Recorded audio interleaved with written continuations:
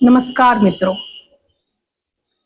मनुष्य का स्वभाव क्या है, या कहें कि मनुष्य के मन का स्वभाव क्या है। जब तक कोई चीज आपसे दूर है, आपको उसके प्रति लगाव रहेगा, एक कशिश रहेगी, आप उसे पाने के लिए पागल हो जाएंगे। और जब वही चीज आपके पास आ जाती है, तब आप उसे छोड़ने का प्रयत्न करते हैं कि ये चीज अच्छी नहीं है, अब किसी दूसरे की तलाश की जाए। और इसी से निर्माण होता है धोखों का। कहाँ से ये धोखे उत्पन्न हो रहे हैं, मैं बताऊं? स्वार्थ से। जब आपका स्वार्थ सिद्ध हो जाता है, तब आप दूसरे को छोड़ने का प्रयत्न करते हैं। और जब तक आपका स्वार्थ सिद्ध नहीं हुआ, तब तक आप उसके पीछे पीछे भागे रहते हैं।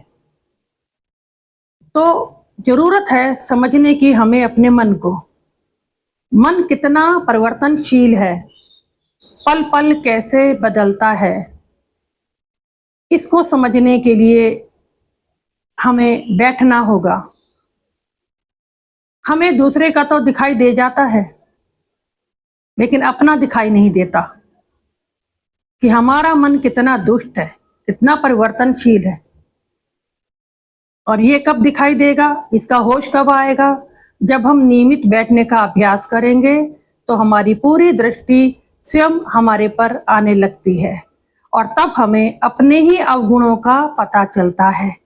जैसे संत कबीर कहा करते थे, बुरा जो देखन मैं चला, बुरा न मिलया कोई।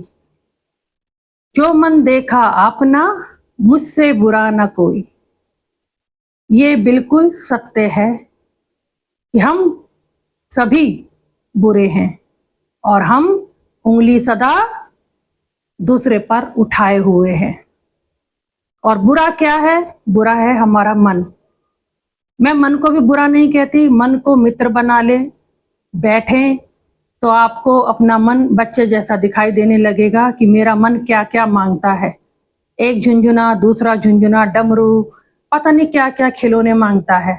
और हम सभी उन्हीं खिलौनों के पीछे भागते रहते हैं कि किसी तरह से हमारा मन खुश हो जाए।